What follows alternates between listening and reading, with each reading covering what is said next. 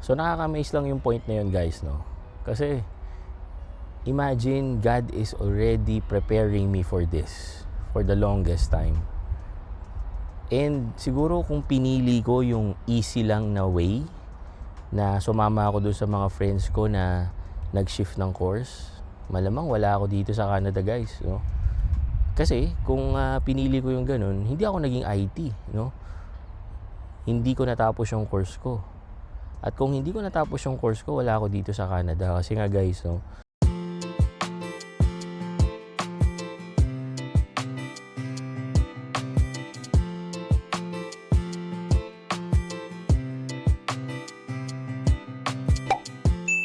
Hello guys, Nardino TV here and we are back with another video. So nandito na naman tayo sa isang park dito sa North Vancouver, no? Kakatapos lang natin ng 10,000 steps natin. So nice. Ganda dito. Hey guys. So park yan dito sa North Van. Ito nyo guys, marami ditong tumatambay na naglalakad lang or merong mga nagpapainit. Yan, no? Diba? So, meron tayong nakitang magandang spot dito. May upuan pa, guys. Ambay tayo dyan. Yun. Tayo dito. Ganda talaga dito. Isipin mo, guys. Upo ka lang dito. Muni-muni ka lang. Tapos ganyan ang mga makikita mo, di ba?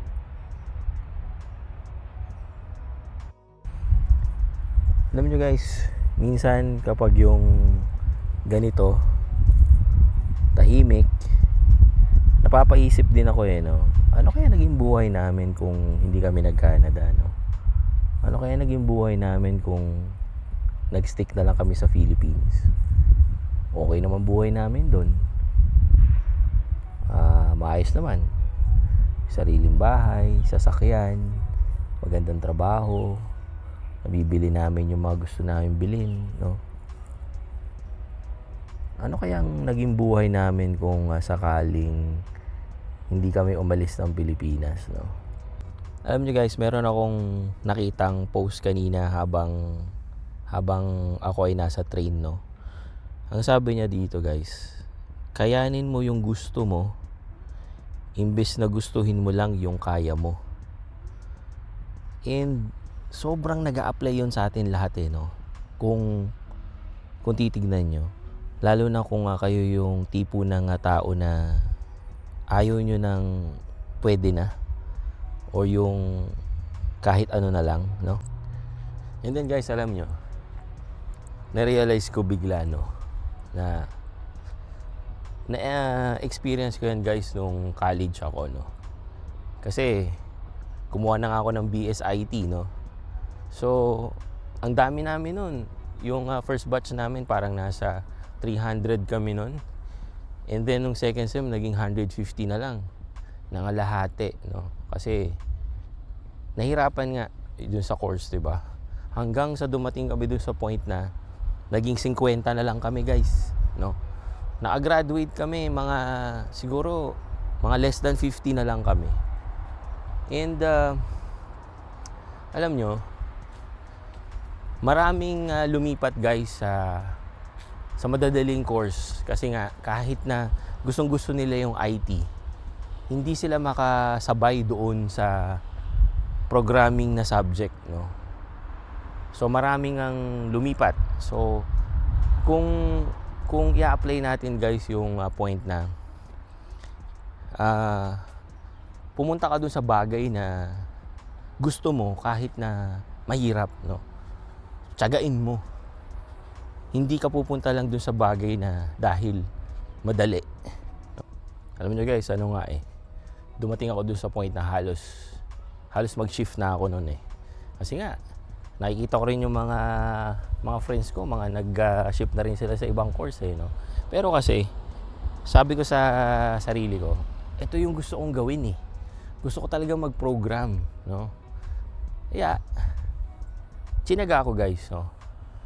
Ang daming sacrifices, ang daming oras na supposed to be naglalaro lang ako or magpapakasarap lang. Pero I choose to do what I love to do. Nakakamiss talaga yung mga flowers dito. Ano yan, no? Diba? Ang ganda, no? Amazing. So nakaka-amaze lang yung point na yun, guys, no? Kasi imagine God is already preparing me for this for the longest time. And siguro kung pinili ko yung easy lang na way na sumama ako doon sa mga friends ko na nag-shift ng course, malamang wala ako dito sa Canada, guys, no? Kasi kung pinili ko yung ganun, hindi ako naging IT, no? Hindi ko natapos yung course ko.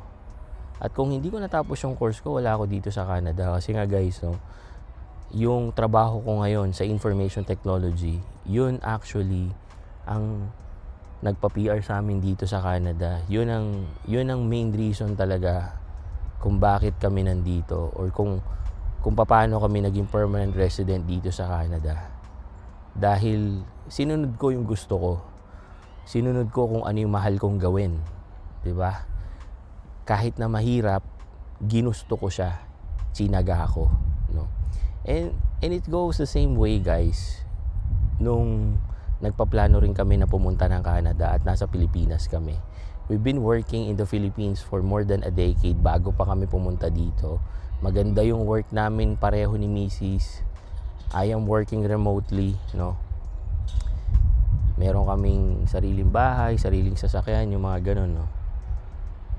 Nabibili namin yung mga bagay na gusto namin, but we still choose to be here in Canada, no? Na magsimula ulit.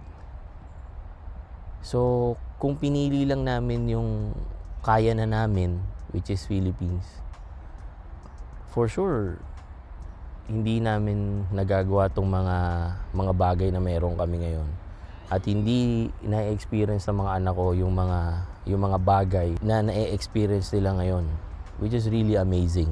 Siguro, guys, kasi nasanay ako dun sa thoughts na kung pupunta lang ako dun sa madali at alam ko namang kaya kong ipanalo, parang for me nawawalan ng sense, no? Kasi nga wala nang challenge. Na kapag natapos mo yung bagay na yon, walang learnings, so walang bilang, no? Para lang naman sa akin yun, na parang sayang yung oras ko, na alam ko naman na yung magiging ending, na kayang-kaya ko siyang ipanalo, rather than dun sa alam ko magiging uncomfortable ako. Pero alam ko na after nun at pag naipanalo ko yon, for sure, may mga bagong learnings, may mga bagong wisdom akong makukuha. And talagang ano yun, guys, very rewarding for me. Yes, it's risky, no? Pero sabi nga, no, kapag mataas ang risk, mataas din ang reward. And you know, what's good about it? Kasi yung mga risk na yun, guys, kaya mo namang planuhin, kaya mong paghandaan. Kaya nga meron tayong sinasabing calculated risk, Nasa sayo na lang talaga kung paano mo paghahandaan, kung paano approach, at kung paano mo gagawin.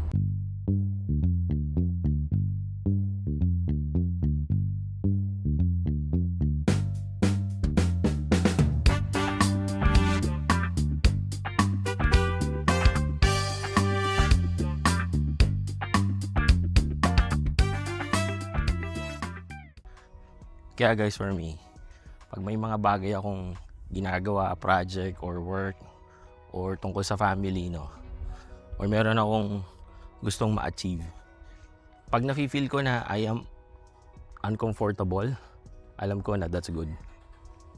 Kasi alam ko na I am learning something and I am up to something, no. Yun lang. Kailangan nyo talagang pagplanuhan, guys. Especially kapag meron kayong kasamang family, pupunta kayo dito sa Canada, hindi madali, no? Pero masasabi ko na at the end of the day, very, very rewarding. Nasa sa inyo lang kung paano nyo gagawin, no? Kaya yung mga post na katulad nito, maging reference nyo lang, maging guide nyo lang, no? para sa sarili nyong plano. Okay? So yun lang guys. Thank you for watching and see you on my next video. Peace guys!